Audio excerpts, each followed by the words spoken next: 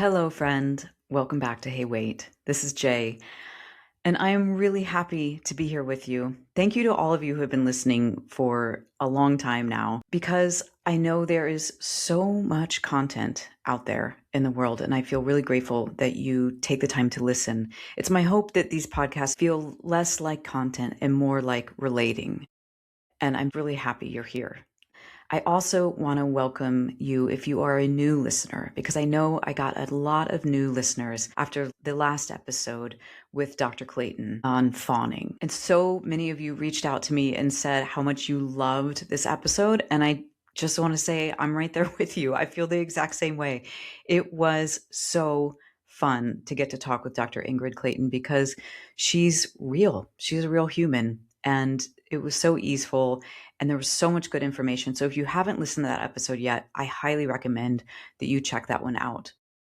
Today's episode is a solo episode, and it's also a personal episode because there have been some things going on in my life that I have wanted to talk to you about. And honestly, it's taken me a long time to figure out what to say and how to say it and why I even want to say it. And I think I've got it together enough at this point to be able to give it a try. So that's what today is.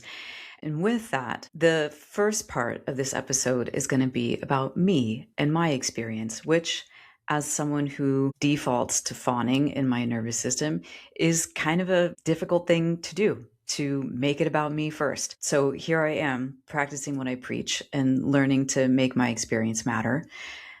The second half is going to be about you and what I shared might mean in your life or what it might evoke for you in your life. So if you don't want to hear about me, you can scoot forward and pick up about halfway where it becomes more about you. Okay. So here's what I wanted to share with you. Last year, I got a diagnosis for a genetic disorder that has kind of changed everything about my life. And it's really complex and it's hard to describe. So let me give you the shorthand version of it, which is my body doesn't regulate itself the way it's supposed to. And I have a hard time saying that actually without laughing, because it's one of those things that you can't make up. You can't write this, because for the better part of the last 10 years or so, I have been helping people regulate their nervous system. And now that is one of the things that's kind of broken in my body. And I just find it fascinating. The primary genetic condition that I got diagnosed with is called Hypermobile Ehlers-Danlos syndrome, or hEDS for short. And essentially what this means is that the connective tissue in my body is really lax. It's looser than it's supposed to be. So my joints and my organs and my systems don't have the structural support they need to function properly.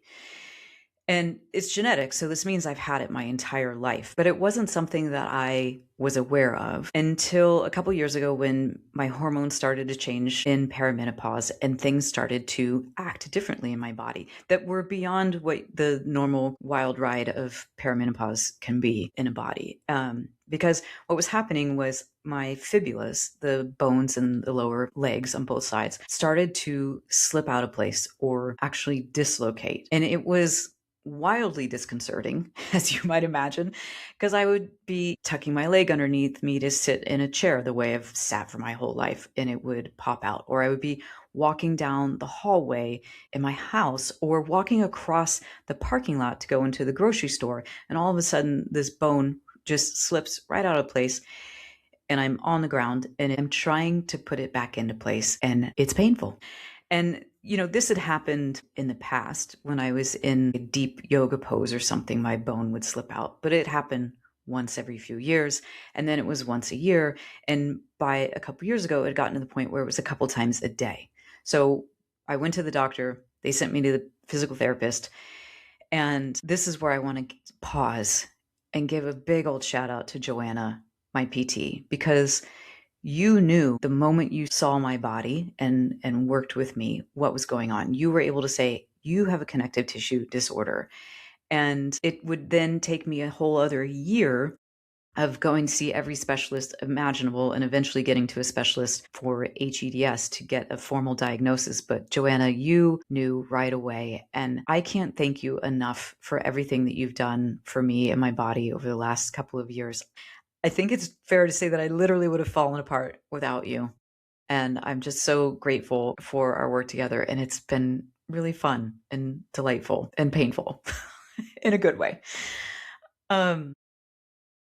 So when I first got this diagnosis then of having lacked connective tissue, I thought, no big deal. I'm just going to have wobbly joints and I'm going to have to maybe wear braces when I hike and that sort of thing. But it really didn't dawn on me that connective tissue is everywhere in your body. And so if your connective tissue is not functioning properly, it really can impact everything from digestion to hearing to vision to heart valve issues. And that didn't start to become real to me until last September when Mr. Moon and I went on vacation to Italy to hike in the Dolomites with dear friends. And it was an amazing trip. It was so beautiful. It was so fun. The food, oh my God, you guys, the food in Northern Italy. If you know me, you know I love food. And it was just everything about this trip was great. And it turns out the trip was a bit of a trigger in all these different ways that I didn't understand were triggers for my body. Things like pressure changes in airplanes multiple times in a few weeks and barometric pressure changes and being in elevation in the Dolomites and a day of extreme heat, walking around in Verona and all the different foods that I was loving on and how all of this was all adding up to create a trigger in my body that basically flipped a switch and intensified this genetic condition and turned it into what's called the dysautonomia trifecta. And that is when hEDS mixes with two other comorbid conditions that all interact with one another and compound one another. So the two other conditions are POTS and MCAS.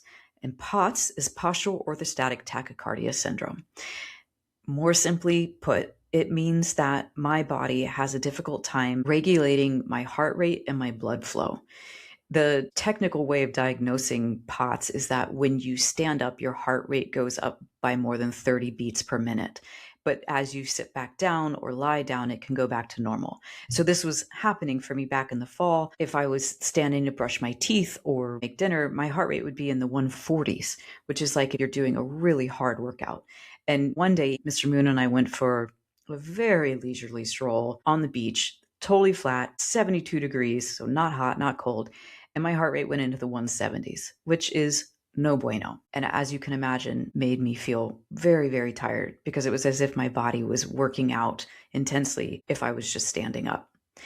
The other condition that this trifecta of goodies is made up of is mast cell activation syndrome, or MCAS. And if you're on social media, particularly if you follow people who talk about menopause and perimenopause, you might notice that MCAS is having a bit of a moment on social media these days. And that's because mast cells have receptors for estrogen. So when your estrogen levels are shifting like they do in perimenopause, it can set off new behaviors in your mast cells. But for me, mast cell activation is linked with this connective tissue stuff and the POTS. And like connective tissue, mast cells are everywhere in your body, and they are linked to your immune system. So when you have mast cell activation syndrome, it's your mast cells overreacting to things they shouldn't, like foods, heat, cold, vibration, like being in a car, touch. I mean, basically, I've been joking that I'm allergic to life now because that's what it feels like. It's like so many different factors can set off these mast cells, and it makes it so my immune system is constantly hitting the alarm button inside. And to be honest, this is a really complex set of conditions that I could talk about for a long time if I was trying to get you to understand what's going on, but I'm not going to do that. If you are interested in learning more about it, there is a more than 700-page long book that you could read called Disjointed that is very comprehensive. But if you want the easier version, I'd highly recommend a podcast called the Bendy Bodies Podcast. She has many episodes that really go into all the different complexities of how this condition affects every system and organ in your body. And if you want the super bite-sized, more fun version, if you're on Instagram, check out Dr. Zach Spiritos, Zach with no K, so just Z-A-C Spiritos. His posts are really funny and really informative and make this kind of gnarly thing feel a little bit more fun to engage with. So if you're wanting to learn more about it, you can go there. But what I would say to wrap it up is that the hEDS, POTS, and MCAS together essentially mean that the structure of my body, the wiring of my body, and the alarm system of my body are all misfiring at the same time.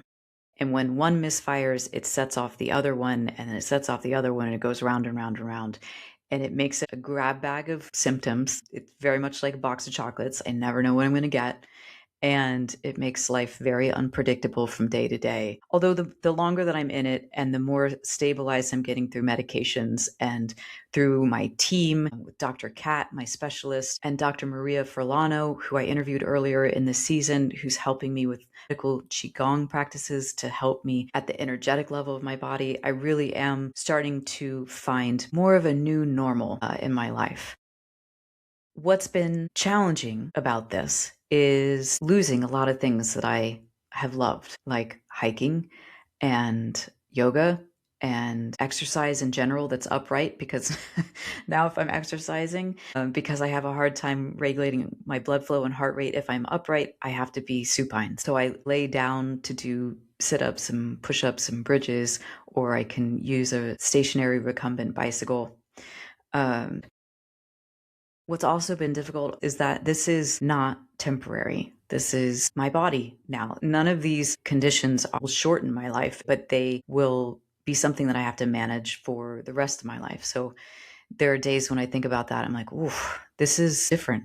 At 46 years old, I've acquired a new and different body that has very different requirements. And probably the biggest challenge has been in trying to figure out how to make living with this different capacity, and with a capacity that is so unpredictable from day to day. The major daily symptoms that I have are fatigue, brain fog, joint pain, and the longer that I am upright, the worse those things get. So I spend a lot of time laying down. And if you read my newsletter, you know I've been doing a lot of laying in the backyard on the ground, laying in the backyard on the couch. I am not a very good indoor person. So even though I can't be active, I still want to be outside. And I also have a hard time these days with screens. And so a lot of my work is on a screen. So the most challenging place for me with this new set of circumstances has been how to not fight what is when it comes to maintaining my coaching practice, maintaining the podcast. This is why, for those of you who've been listening, around the beginning of the year, I switched to going to every other week in producing the podcast, because it was a much more manageable pacing for me. And I'll say a little bit more about this work piece in a moment when I get to why I'm telling you all of this. But I want to tell you what's been good about this, because there's been a lot of blessings in this. In fact, early on, when my symptoms were really intense and I was really incapacitated, a friend of mine, actually Lisa West, the body worker and PT who I interviewed earlier this season, she's a friend of mine. And when she found out what was going on, she said, as someone who is so somatically oriented, don't you feel betrayed by your body? And I said, no, immediately. I was like, I feel beckoned. I feel like my body is saying, hey, sweetie, be gentler. Be kinder on yourself. Lower your expectations. Don't push so hard. There has been a real sweetness to literally not being able to do very much. It's like that voice in my head that keeps telling me you have to push harder and do more and achieve more and see more and experience more has completely quieted. And I feel a lot more contentment doing a lot less. You know, for as much as I miss hiking, for example, what I'm loving is going out into the nature preserve near my house and just sitting. because I loved hiking in part because I got to be out and experience nature. But there's still an aspect of it that was pushing. Like I remember Mr. Moon saying when we first started dating, we can stop and enjoy the view every once in a while when we go for hikes. It doesn't have to be a death march, because I would be out there I'm here to get exercise too. I'm here to enjoy nature, but I'm here to get exercise. And so now that I literally can't do that, it's so lovely to go sit down on the ground and pay attention and just relate to the natural world around me. It's so fulfilling. The other thing that has been good about this is that I have an even more intimate relationship with my body now. I feel like I've always been pretty good at listening to my body's signals. Doesn't necessarily mean I would honor them, but I always did hear them. And now they're so loud. My body is not subtle anymore. It is wild. A couple weeks ago, I tried swimming for the first time because it's horizontal and I thought I was going to do great with it. And within a few hours, joints were loosening. I was vomiting. I had stomach cramps and shaking chills. I mean, this is not subtle the way my body is communicating to me. And I was saying to my PT this morning, all of this stuff is so awful, but it's also so fascinating. I am such a dork and such a geek for bodies and nervous systems that, for as disruptive as these symptoms are, they're kind of cool to be like, whoa, yeah, that makes total sense that a body would do that if it didn't have the support structure it needed and couldn't pump blood the way it needs to. Like, yeah, makes total sense. So it's been kind of fun to learn about. I know that sounds maybe dark, but this is the level of my dorkery. The other thing that's been good about it is that because it's not subtle, because I can't push through things, the fawning tendencies in me really have drastically lowered. Because in the past, I would have shown up for someone else even if I was feeling like I needed time for myself or I was lacking energy. Or I would push and do an extra couple hours on a project because I wanted to get it done, even if it was going to mean that I lost sleep that night.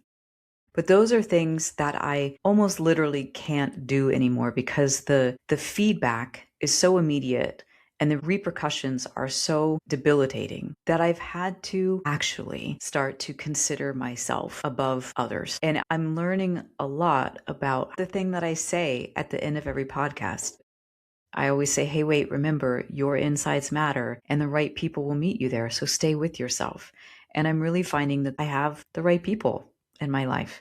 My friends and my family have all been really meeting me there. And most of all, Mr. Moon.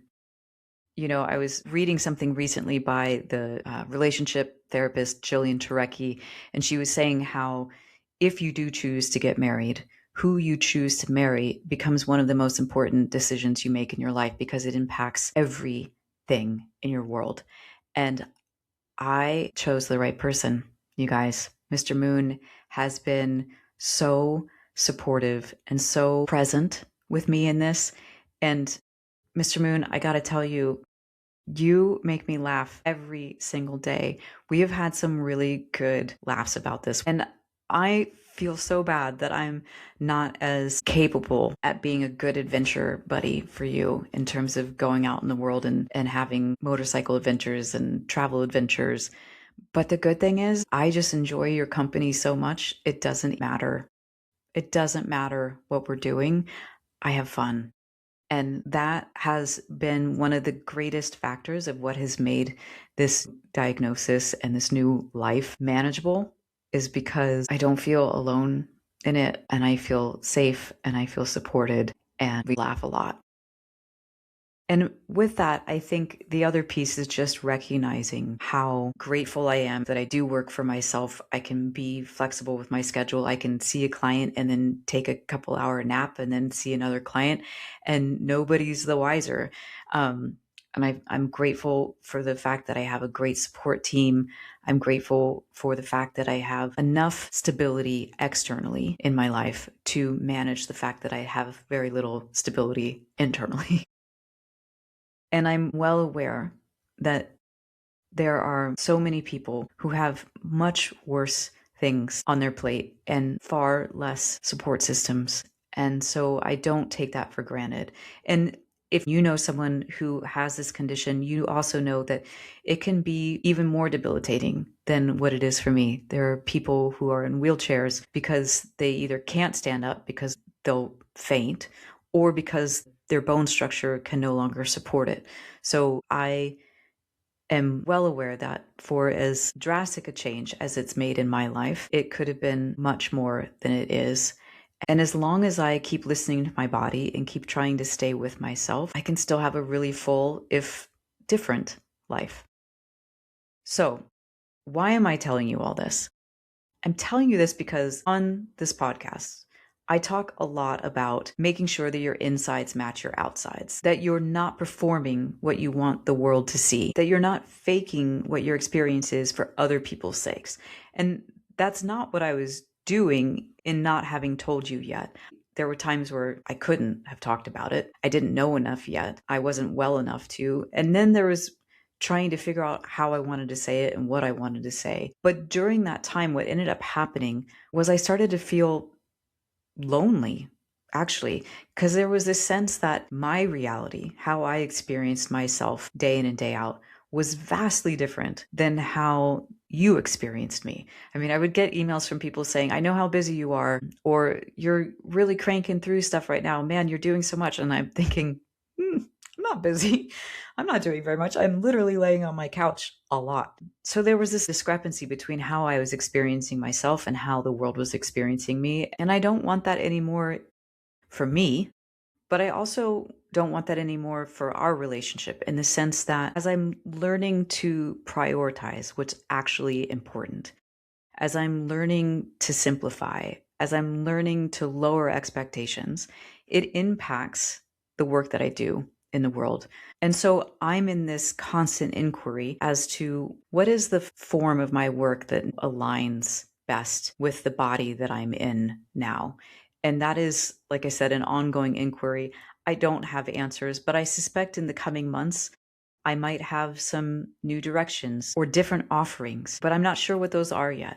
But what I do know is that the decision I've made for myself is that I am no longer going to be running on an external schedule, which is to say, the only reason that I publish this podcast every other Thursday is because consistency in publishing is good for ratings. Having better ratings helps me get better guests. Having better guests gives a better experience to you, and honestly, to me, it's more fun. But I know that there have been times when I'm coming up on a deadline and I don't have the guests and I'm scrambling and it sets off a flare in my body. And I'm like, you know what, Fields? You don't have to do that anymore. If there isn't an episode that comes out one week, there isn't an episode that comes out. And I really want to honor that part of this simplifying and honoring what my body can do and lowering expectations is really allowing for a mass departure from the machine of capitalism and patriarchy. And I'm loving that. So add that to the list of things that's really working for me. I am really interested in having my insides dictate what my schedule is. And again, this is one of those places where I feel privileged because I am self-employed and I can do that. But consistency isn't something I get to count on in my body anymore. I am really not operating in automatic anymore. I am 100% shifted into manual mode. And that requires shifts in how I navigate my daily life. So after a very long time of this being about me, this is where it becomes about you, my dear listener, because I know that you aren't the same person you used to be either. Maybe you also got a diagnosis, or someone you love did, or someone you love died, or you're an empty nester, or you lost your job, or you got a really big job that's all consuming in a new way, or you got married, or my God, you had kids. You are certainly not the same person you were before you had children. Or maybe you're in perimenopause, which is its own amusement park full of wild and surprising rides. All that to say, what I know is it is very likely that your insides aren't matching your outsides either. You're having an experience where your inner reality no longer matches the external life that you've built for yourself. Something has changed inside of you, and the life that you're living didn't change with it. And I know from experience, when that happens, it can be painful, it can be disorienting, it can be exhausting, maybe exhausting the most. And that the thing that is most exhausting, most painful, is trying to fight what is. That not being capable of meeting what is, even if it's something that you would really, really prefer not be, steals your joy.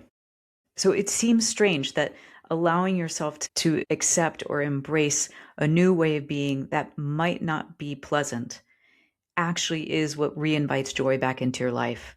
But it is, because the more that you try to fight what is, the more that you try and maintain within that gap between your inner experience and the world that you have around you, the harder it is to feel your own life force, to feel joy, to feel connected to yourself or others or reality.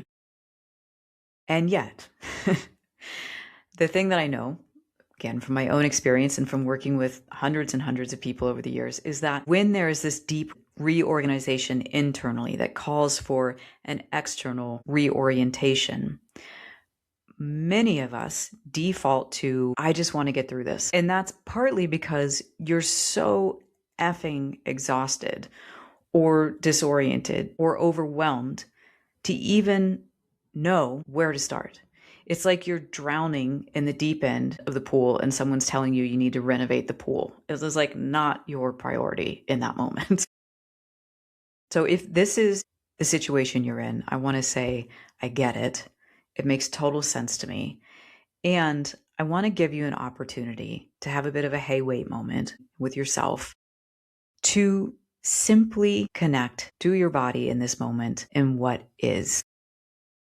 Because when that discrepancy starts to happen between your insides and your outsides, since you are the smart, sensitive person that I know you are, you probably try to figure all that out with your brain.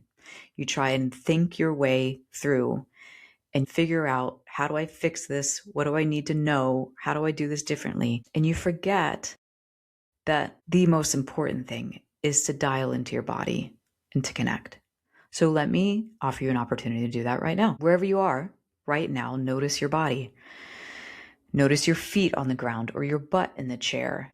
And notice if you feel open or if you feel braced. Notice if there are parts of your body that are clenching, like your jaw or your shoulders or your butt or your toes. And see if, in acknowledging that they're clenching, you could offer to let them feel enough support to soften. Notice if your breath is deep or shallow. Notice if you have the urge to be hyperactive and moving and hyper-functioning, or if you have the urge to be really still. There is nothing about this that you need to do anything about. There's nothing you need to fix. This is just gathering data. This is just accompanying yourself, being with yourself, grounding yourself in what's real so that you can ask yourself some deeper questions about where you might be overriding yourself. And let me be really, really clear here. You do not have to do anything differently yet. You don't have to make any decisions. You don't have to have any big, hard conversations. I just want to offer you the opportunity to meet yourself where you are and be honest with yourself. And the question I want to ask you is, where in your life are you pushing yourself to be consistent, even though your body or your mind might be resisting? Like, where are you overperforming or controlling or bypassing or forcing? Where might you be showing up for others with the same level of availability or emotional labor or patience as you used to, even though you might be in a period right now where you need more support and you need more space and time for yourself? Where might you be forcing workouts or eating habits or sleeping routines or morning routines that used to work and used to feel good, but for whatever reason don't anymore? Where might you be expecting clarity and motivation and creativity to be on demand because that's how it's always been, but now your mind is so tired or overloaded that it's in need of more input than output? The other way to ask that question, and listen up because this is a good one, is what might you be calling a discipline problem when what it actually is a capacity problem? Mm. And this is where I feel like I need to out myself because, like I was saying earlier, this condition I have really makes my capacity limited and it gives me feedback that is absolutely impossible to ignore, which makes it a lot easier to not confuse a discipline problem with a capacity problem. And I say that because I have been in many situations in my life where my capacity is different for any number of reasons, but I can still push, I can still force something. And I am not in that situation anymore. I really can't push or force, and it makes it so much easier. So I feel like it's kind of not fair that I'm doing a better job of honoring my capacity because there's no cheating it at this point. So if you're in a place where you know your capacity is different, but it's still working on some level to push or to force, I want to acknowledge that that's a really hard place because it feels like it's still working, but I guarantee you it is not working for your nervous system or your heart or your mind or your body. It's costing you something. So where might you be trying to stick to old pacing or scheduling or output that you had months ago or even years ago, even though your energy, your focus, your body, your priorities have shifted? Where might you be holding yourself to expectations that were set in an entirely different season of your life? Like when you didn't have kids, or you didn't have a huge job, or you didn't have parents that were suddenly ailing and needed a lot of your time and care. You know, you might have had goals at other times in your life about what you wanted to accomplish or how much money you wanted to make that are really out of alignment now with the season that you're in. And if so, I would love for you to let that land, that that's the case, that that's true. And that it gets to be, if not okay, it gets to be what is, because it will not work for you to try to rely on a version of yourself that doesn't exist anymore or doesn't reliably exist. Because here's the thing. Us humans do not live in a fixed state. Think of yourself like the ocean, where your experience is fluid and the conditions change naturally all the time. There are times when the waters are smooth, and that's when you feel steady and sturdy and clear and capacious. It's where you can think and feel and act with intention. It's when you feel like, yeah, this is me. I'm in the flow. Then there are days where the waters are rough and choppy. Those are days when you feel unsettled, under-resourced, like you're having to push or compensate in order to try and maintain an even keel. And then there are days when it's stormy. There's a storm surge and you're overwhelmed and you're burned out and you're shut down. And it feels like, or is like, there's a lot that's outside of your control.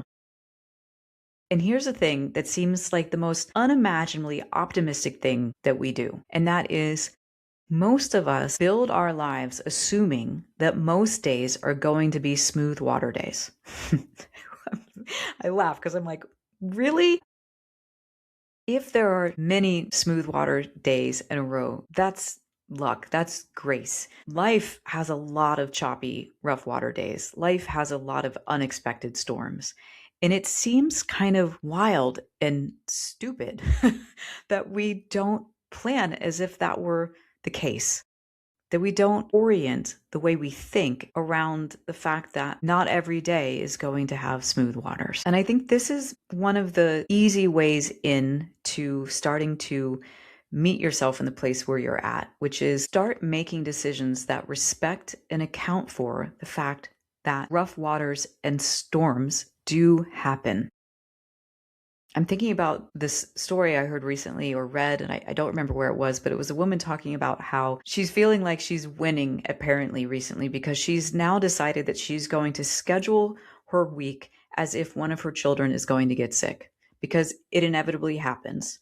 And when it does, the meetings are too closely packed, the dinner plans are too elaborate, the expectations are too high, and the stress level in her body and her house then exponentially ramps up.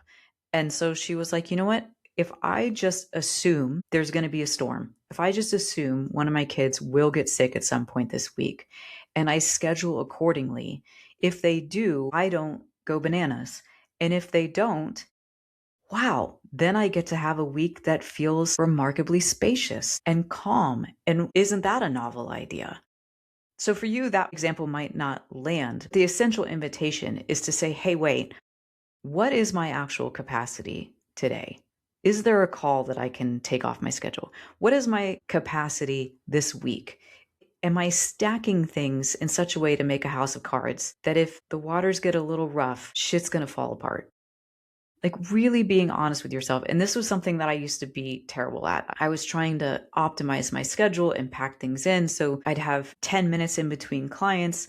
And if one went long or there was somebody at the door or I needed to return a phone call, it would speed everything up in a way that was really not necessary. It was just the way that I was designing my days. So it might be simply making sure that you get a half hour in between meetings instead of 10 or 15 minutes. These don't have to be massive life-changing decisions, but they do have to be the sort of thing that when you check in with your body about what it feels like when, for example, you are in rough waters and you're under-resourced and you're unsettled, what are the sort of scenarios or circumstances that happen that put you there? And what part of those scenarios might you have control over? Might you be able to audit or shift slightly to create a little bit more space for yourself and your nervous system, so that you might be able to experience a little more smooth waters because you have respected and acknowledged the fact that they can be rough or stormy. And as I'm talking about this ocean metaphor, it made me remember this teaching that I learned from Eric Schiffman, the yoga teacher that actually Lisa West and I mentioned in our interview earlier this season, because he was both of our teachers. He used to say, we are both the wave, individual and unique, and the ocean, both at the same time. Just saying that makes me take a deep breath, because when we're talking about the smooth waters, the rough waters, the stormy waters, we're talking about the surface of the water. We're talking about our day-to-day, very human, physical existence in this world. But it's also true that we have a deeper, vaster self that is more spiritual, more connected to all that is. Whatever the language is you use to describe that experience, that is, you are bigger than just your physical body. You are more than your mind. You are more than your output. And I'm glad that this quote from Eric Schiffman came up for me as I was talking about this ocean metaphor, because I think this is the other piece that's so important when you find yourself in rough or stormy waters in your life, which is being able to remember the oceanness of you. This bigger, vaster experience that isn't so disrupted by what's happening at the surface level. And I know that my relationship with this ocean part of me has been one of my most important relationships in my life, and one that I intentionally foster through yoga and meditation and time in nature and reading poetry. And it really does make a difference to have a reliable and felt relationship with this experience.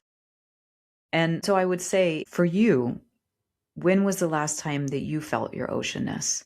What are the practices or what are the things that you do that help you experience your oceanness, not just your waveness? And as I'm saying that, I'm thinking of awe, because awe is something that makes you feel small. Awe is what makes you go, oh my God, I am just a little old wave in this big old ocean. Awe is staring at the stars at night, or staring out at the ocean, something big and vast, a giant tree canopy that's just, wow, how does that even exist? But it's also looking at the minute details of something, the legs on a bug as it's walking through the grass, the veins in a single leaf. And what I love about awe is that it's really accessible. It almost happens to you. You don't have to do much to open yourself to awe. And when you do, it does give you that experience of feeling small in the vastness. And part of why it does that, and this is super cool, is that it shrinks your sense of that small wave self by deactivating the default mode network in your brain. And that's the part of your brain that is the internal dialogue or the ongoing rumination that tells yourself the story of your life as it's happening. And when that quiets, you get to experience the vaster self. Awe also helps regulate your nervous system. It increases vagal tone and it decreases sympathetic arousal, so the fight or flight response in your body. It also triggers activity in your anterior cingulate cortex, which is the region of your brain that's involved in modulating your emotions and cognitive conflict. So there is an actual physiological thing happening when you look at the stars, when you listen to an incredibly complex, beautiful piece of music and immerse yourself in it. So I want to encourage you to look for awe in your life, invite it in. I always find it being out in nature. Also, being around an infant, a person really new to this world, can evoke awe.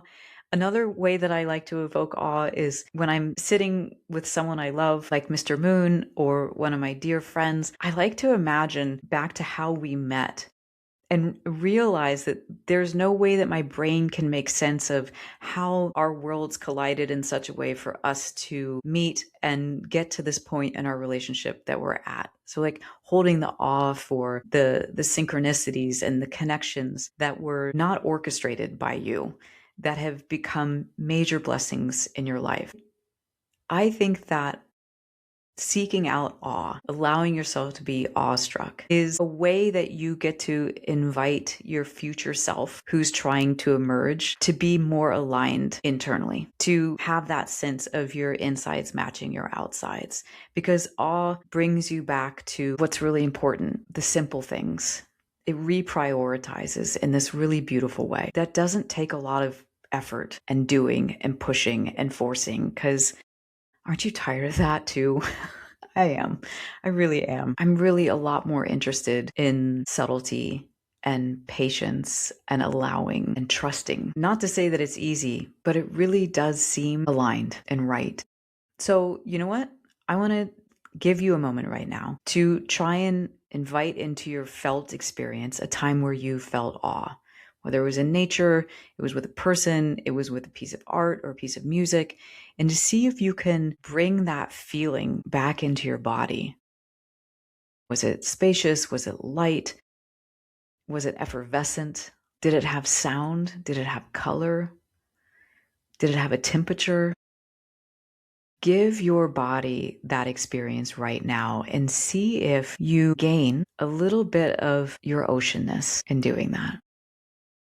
It feels like tapping in with your experience of awe is a really generous foundation you can give yourself for asking yourself the fundamental question of what we've been talking about here, which is, if you trusted your body's signals, what would you stop forcing?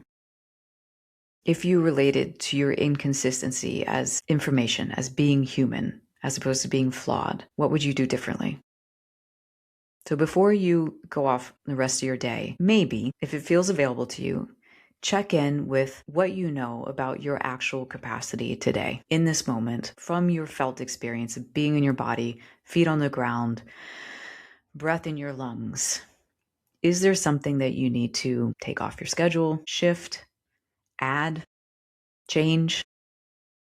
And even if you don't do it, really is okay.